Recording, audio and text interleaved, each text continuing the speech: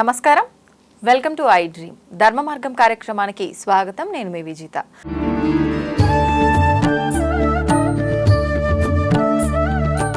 నమస్కారం గురుగారు. నమస్కారం అమ్మా, చెప్తల్లి. గురుగారు, ఇందాక మనం ఒక 2-3 వీడియోల్లో మాట్లాడుకునేటప్పుడు మీరు చాలా సందర్భాల్లో శివపురాణం అని చెప్పన్నారు. వింటుంటాం రెగ్యులర్ గా గురువుల నోటి వెంట ఈ మాటని. అసలు ఏంటి శివపురాణం ప్రత్యేకత? ఏముంది శివపురాణంలో? మనం ఏం తెలుసుకోవచ్చు శివపురాణం ద్వారా? వాస్తవం, మనం పురాణాలలో కొన్ని వివరణ చెప్తే శివపురాణం ఒక వివరణ.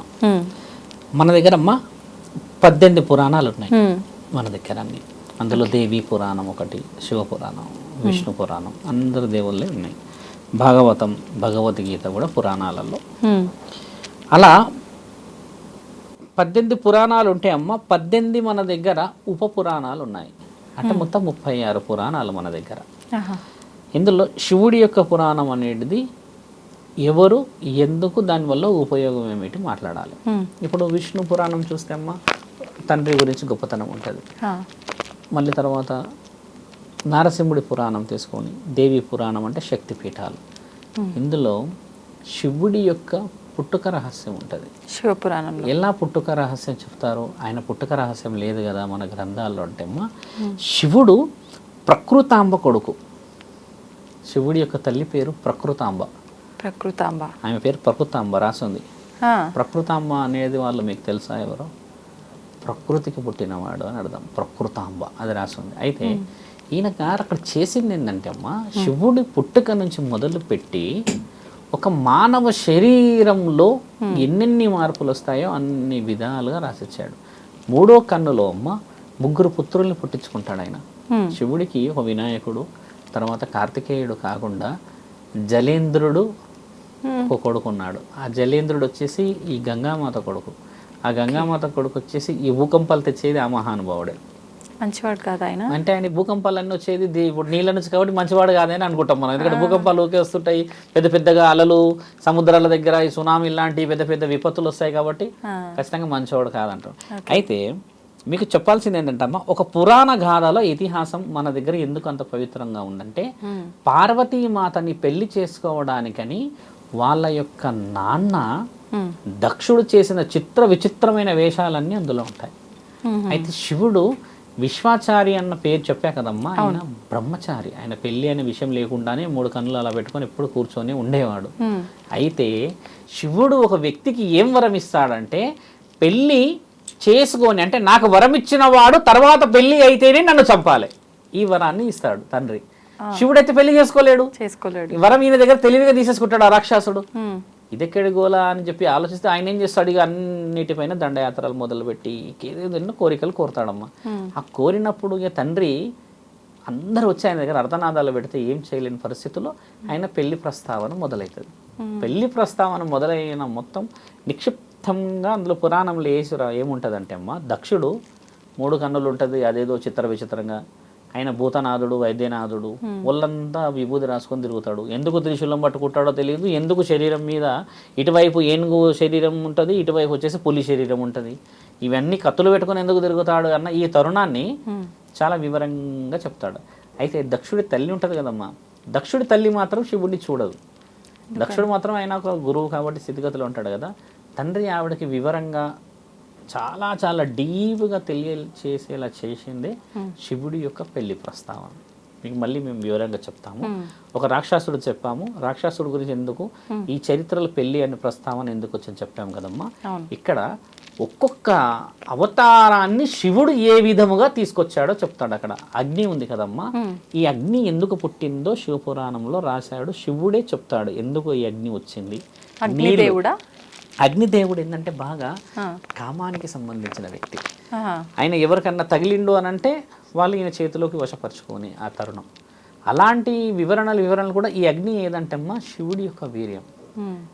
అంటే ఆయన యొక్క శరీరంలో నుంచి వచ్చిన ఆ వీర్యాన్ని కూడా తట్టుకునే స్థితికి పరమాత్ముడు ఎన్నో విధాలుగా దాన్ని మలిచి భూమండలానికి ఇబ్బంది కాకూడదు, వేరే వాళ్ళకి ఇబ్బంది కాకూడదు అన్న ఆ కామానికి సంబంధించిన కార్యకలాపాల్లో రాసిన నిక్షిప్తమైన సంపుటి శివపురాణం. శివుడి గురించే ఎందుకు రాశాడు అందులో అనేది కాకుండా పంచభూతాల గురించి వివరించాడు ఒక్కొక్క దాని గురించి అని. ఎలా ఏ విధంగా పోయడం చాలా డీపెస్ట్ క్వశ్చన్, అంటే అది ఎన్నో వేల పేపర్లు. అయితే ఇక్కడ ఏముంటుందంటే ముఖ్యంగా తెలుసుకోవాల్సింది, పార్వతీమాతని గెలిచిన తరుణం ఒకటిస్తాడు. పార్వతీమాతని చేసుకున్నాక తండ్రి పడ్డ బాధలు రాసి ఉంటుంది అందులో. మీకు తెలుసా అమ్మ, చేసుకోవడం వల్ల బాధలు తల్లిని చేసుకున్నాక తండ్రి చాలా బాధలు పడతాడు. మొదట తల్లిని కోల్పోతాడు, తర్వాత తల్లి ఆ ప్రేమను పొందడానికని తండ్రి మళ్ళీ ఒక జన్మంతా భూమండలాన్ని ఆపేస్తాడు. ఇది రాసింది మన దగ్గర. తల్లి ఒక సమయం ఏం చేస్తుంది అంటే అమ్మ, సాయంత్రం సంధ్యా వేళలో ఆ తండ్రికి 3 పుట్టారు అని చెప్పాను కదా, తల్లి వచ్చి ఇలా కళ్ళు మూస్తుందమ్మా వెనకాల నుంచి సంధ్యా వేళలో. 3 కన్నులు మూసేస్తుంది ఆమె వచ్చి.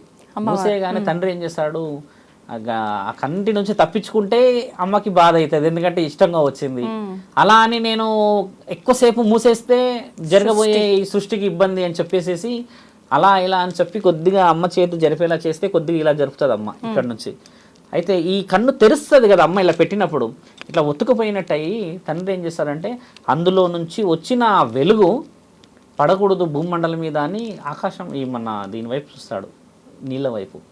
ఒక్కసారిగా ఆ తండ్రి ఆ యొక్క వెలుగు నుంచి ఆ ఆశ్చర్యం నుంచి పుట్టినవాడు జలేంద్రుడు. జలేంద్రుడు పుట్టేసేస్తాడు, ఎందుకంటే అందులో నుంచి వచ్చిన ఆ శక్తికి. తర్వాత అమ్మ మళ్ళీ ఇంకో సందర్భం ఏమొస్తుందంటే తండ్రి మళ్ళీ పైకి చూస్తాడు, పైకి చూడగానే అంధకాసురుడు పుడతాడు. పైకి వెళ్తా పైకి ఆకాశం వైపు చూడగానే అంధకాసురుడు పుడతాడు. ఆయన కళ్ళు ఉండవు. జలేంద్రుడికి ఖాళీ జలంలోనే ఉండే శక్తి ఉంటుంది. అలా పుట్టినప్పుడు విష్ణు మహాదేవుడు వచ్చి వలదు తల్లి శివుడి 3 కన్నులతోని మనకి మారణాయుధాలు పుడుతున్నాయి గమనించట్లేరా అన్నప్పుడు అమ్మ చేతులు తీసేస్తుంది. వీళ్ళిద్దరూ సంహారణ యుద్ధాలు చేస్తారు. వీళ్ళకి పుట్టిన పిల్లలందరమ్మ రాను రాను రాను రాను చాలా కోపిష్ఠులు ఉంటారు. ఆ కోపిష్ఠులు ఎవరో పేర్లతో పాటు అందులో రాసున్న సంక్లిప్తమైనది శివపురాణం. జలేంద్రుడు ఏం చేస్తాడంటమ్మా, ఈ చిన్న చిన్న తప్పులు జరుగుతుంటే తట్టుకోలేక పెద్ద పెద్ద భూకంపాలు తెచ్చేస్తాడు నీళ్ళ ద్వారా. ప్రళయాలు తెస్తే గంగామాతని నెత్తి మీద కట్టి పెట్టుకోవడానికి గల కారణం అదే, ఆపిపెట్టు అని చెప్పడానికని. నీవు అనుమతి లేకపోతే గంగామాత శివుడిని చేరక ముందుకే ఆవిడ వచ్చేసి సముద్ర గర్భంలో దేవత, ఆవిడని ఆపేసి జలేంద్రుని పట్టుకున్న తరుణం కూడా అందులో రాసి ఉంటుంది. ఈయనేం చేస్తాడు, పైనుంచి వచ్చిన మహానీయుడు కూడా అమ్మ, ఈ ప్రపంచం మొత్తం మేము శివ కొడుకులం అంటే శివుడి పుత్రులు కదా వీళ్ళు, శివుడి యొక్క కలయికలు పుట్టారు కదమ్మా. పుట్టినందుకు మళ్ళీ దేశాల మీదకి అహంకారంతో వస్తారమ్మా. వచ్చి ఒక రాక్షసుడిని ఏమి ఇస్తారంటే, వీళ్ళు ఇంకొక రాక్షసుడికి ఏం వరం ఇస్తారంటే, మేము శివపుత్రులం కాబట్టి మీకు ఒక శక్తిని ఇస్తున్నాము, ఎవరికైతే అహం లేదో వాళ్ళ చేతుల్లో మరణించాలి, అప్పటి వరకు మీరు విజృంభించండి అని ఒక వరం ఇస్తాడు. అహం లేని వాళ్ళు ఎవరున్నారు ఈ లోకంలో? అందరికీ అహం ఉంటుంది. ఈగో ఎవ్రీబడి ఈగో లేని వాళ్ళు ఒక వ్యక్తి ఉన్నాడు, ఆయన శివుడు. ఆయనకి ఈగో ఎందుకు లేదంటే అమ్మా, ఎలా లేదయ్యా నీకు ఈగో అని అడుగుతారు. అడిగినప్పుడు ఆ రాక్షసుడి వరం ఏముంటుందంటే, ఎవరికైతే నాది అనేది ఉండదో అహం, అలాంటి వారి చేతుల్లో మీరు చావాలి, అది కూడా ఇలా పిడికిలి పెట్టి గుద్దు తెరి చావాలి అని రాసి ఉంటుంది. అయితే శివుడు దగ్గరికి ఎదుర్కొన్నప్పుడు ఇలా కొడతాడు అమ్మాయిని. కొడితే వాడు ఒకటి గుద్దుకు ఇక్కడ గుండె దగ్గర కొట్టినప్పుడు గుండె ఆగిపోతుంది. అప్పుడు అడుగుతాడు, అహం లేదు అని అంటే అందరికీ అహం ఉంటుంది కదా అని అంటే, అహం లేనివాడు శివుడు, అందుకే ఆయన గర్రెల కంటుడు ఇక్కడ గర్రలాంటి పెట్టుకున్నాడు. అంటే విషం మింగితే ఈయన చస్తాడు కదా, విషం ఎవడు మింగుతాడా అంటే వాడు విషయం తెలిసి తీసుకోం కదమ్మా, అందుకని ఆయన చేతులు పోతారు కాబట్టి ఈయన కొడుకుల ద్వారా వరాలు వేసిన వాళ్ళే ఈయనపై తిరుగుబాటు చేసిన వాళ్ళు. ఈ శివపురాణం ఏంటంటమ్మా, మీకు చెప్తుంది ఓన్లీ ఫస్ట్ టాపిక్, అంటే మేజర్ టాపిక్ 1 to 1 చెప్తున్నా. ఇండెప్త్గా పోతే శివుడు భూమండలానికి వచ్చి చేసిన గొప్ప కార్యక్రమాలు రాసి, ఆయన ఎవరో తండ్రి 3 రాక్షసులను చంపాడు. 3 రాక్షసులు మీకు ఒక రాక్షసుడే చెప్పాము ఇప్పుడు. ఆ రాక్షసుడు అహం లేనివాడు అన్నాం కదా, ఆ రాక్షసుడు మళ్ళీ పులిని చంపుతాడు. పులి కూడా ఒక రాక్షసే. పులిని చంపితే ఆ యొక్క ధైర్యాన్ని మెచ్చి నేను మీతోనే ఎప్పటికి ఉంటాను అన్నందుకు ఆ గుర్తుగా శరీరాన్ని కడతాడు. ఇప్పుడు ఏనుగు శరీరం ఉంది కదమ్మా, తండ్రికి పులి చర్మంతో పాటు ఏనుగు శరీరం కూడా ఉంటుంది. ఈ లెఫ్ట్ నుంచి మీరు గమనించండి, చిత్రపటం కావాలంటే ఇటువైపే పులి ఉంటుంది, ఇటువైపు వచ్చేసి ఏనుగు శరీరం ఉంటుంది. ఈసారి ఫొటోస్ చూస్తే చూడండి, ఆ ఫోటో వచ్చేసి గజేంద్రుడు. ఆ గజేంద్రుడు శివుడి యొక్క మహాభక్తుడు. అయితే ఆ మహాభక్తుడికి ఏ వరం ఉంటుందంటే, మీరు మా గుండెలోనే ఎప్పుడు ఉండాలని కోరుకుంటే తండ్రి గుండెలోకి వెళ్ళిపోతే అమ్మ వాళ్ళు వీళ్ళందరూ వెళ్ళేసేసి ఈ నాట్యాలు అది వేసి తీసుకొస్తారు బయటికి. తీసుకొచ్చినప్పుడు ఆయన ఏం కోరుతాడంటే, గజేంద్ర నేను ఏ రోజైతే నీ గుండెల నుంచి బయటకు వస్తే నువ్వు మరణిస్తావు అని చెప్పి తండ్రి చెప్తాడు. చెప్పినప్పుడు తండ్రి బయటకు వచ్చినాక గజేంద్రుడు మరణిస్తాడు. మరణించినప్పుడు ఆ తల తీసుకొని పోతుంటాడు. ఎందుకంటే గజేంద్రుడు ఏమడుగుతాడంటే, మిమ్మల్ని నా గుండెలో పెట్టుకున్నా కదా తండ్రి, నాకు మీలాంటి విలువ రావాలి, నన్ను పూజించాలి అనేది వినాయక చవితి. అందుకని వినాయకుడికి ఆ తల పెడతాడు తండ్రి తీసుకొచ్చి. అలా వచ్చిన ఆ ఇష్టాన్ని తండ్రి ఆ భక్తుని వదులుకోలేక నడుముకు చుట్టుకొని పెట్టుకుంటాడు. ఇక్కడ ఆ ఇద్దరు తండ్రికి ఇప్పుడు సేవాధికారులే, అంటే ఆయన సైన్యాధికారులే. అంటే ఆయన చేసిన అంత వివరణలో ఆయన వాళ్ళని వదులుకోలేక తండ్రి మెడలో పుర్రె ఉంటుంది కదమ్మా, బాగా గమనించండి. ఆ పుర్రె ఎవరిదో తెలుసా తల్లి? బ్రహ్మ పుర్రె. అది బ్రహ్మని తండ్రే ఒకసారి తల తీసేస్తాడు. ఒక స్త్రీని చూసి నీవు అబద్ధాన్ని నాకు చెప్తావా అని. ఆమె పేరే కుసుమ. కుసుమ అంటే మొగలి పువ్వు. ఆ మొగలి పువ్వు తండ్రి బ్రహ్మ విష్ణువులు ఇద్దరు గొడవ పడుతూ ఉంటారు, నేను గొప్ప నేను గొప్ప అంటే. తండ్రి అగ్నిలింగం బయట నుంచి వేసేస్తాడు కదా, అది కనిపెట్టడానికి పోయినప్పుడు బ్రహ్మ బయట నుంచి పైనుంచి వచ్చి ఈ కుసుమాన్ని అడుగుతాడు. అప్పటికి ఆ పువ్వు పడుతూ ఉంటుంది కిందికి. ఎక్కడి నుంచి వస్తున్నారంటే పైనుంచి వస్తున్నాం అంటే, ఈ లింగం ఎక్కడి వరకు పోతుంది ఈ యొక్క స్తంభం అంటే పైనుంచి వస్తుందంటే, అదే తీసుకొచ్చి ఇక్కడ తండ్రికి చెప్తాడు. అబద్ధాలు ఆడుతున్నారా మీరు, పైకి పోయినా తలని తీసేస్తాడు. అంతటి మహానీయుడు, అంత తెలివైన బ్రహ్మ తల కింద పడొద్దని ఆ తలని పెట్టుకున్నాడమ్మా ఇక్కడ. అంటే బ్రహ్మ అంటే రాతలు రాసేవాడు కదా, అలా పెట్టుకున్న బ్రహ్మ తలలు ఇవన్నీ. కాళికామాత మెడలో ఉండేటి కూడా వాళ్ళ ప్రియమైన భక్తుల తలలు భూమండలంలో కలిసిపోకూడదని పెట్టుకున్నారు వాళ్ళు.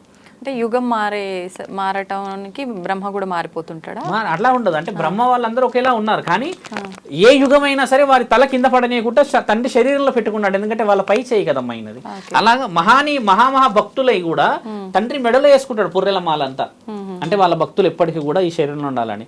ఎక్కడైతే మీరు అన్నారు కానీ తల్లి, ఎందుకంటే కొంచెం తెలియాలి, మనం అఘోర స్థితిలో ఉన్నాం కాబట్టి పుర్రెని పెట్టి పూజ చేస్తారు కదా, అది ఎవరు పడితే వాళ్ళ పుర్రె కాదు, అది గురువు గారి పుర్రె ఉంటుంది. అది ఎందుకంటే గురువు మనతో పాటు ఉన్నాడని దానికి పూజ చేసుకుంటుంటారు కూర్చొని.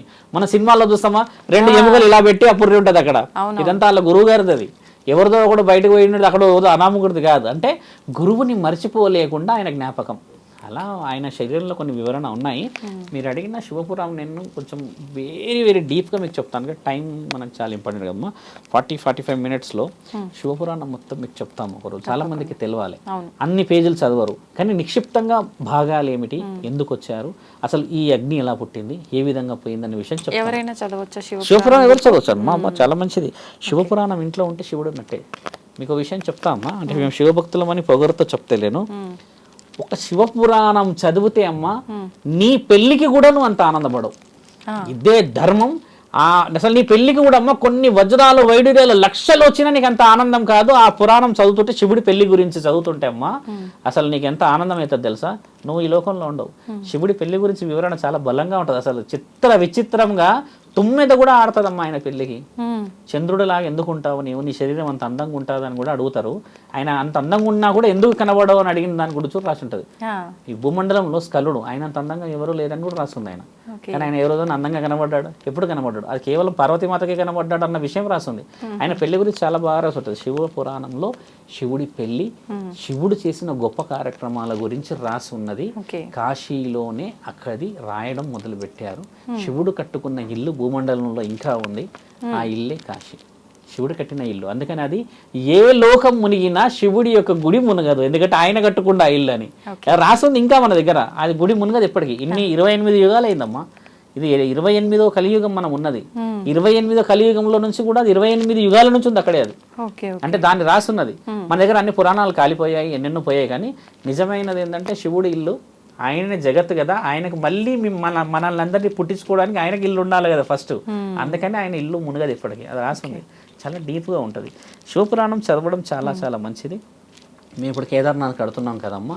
ఇప్పుడు నేను మొట్టమొదటిగా చెప్పేది ఈ శివపురాణం. అక్కడ అందరికీ వచ్చిన వాళ్ళందరికీ చాలా మంది అంటారు మీరు మాట్లాడితే చాలాసేపు వినాలనిపిస్తుంది స్వామి అని. ఇవే వివరణలు వాళ్ళకి చెప్పాలి. భక్తి అంటే ఏదమ్మా మరి అదే కదా.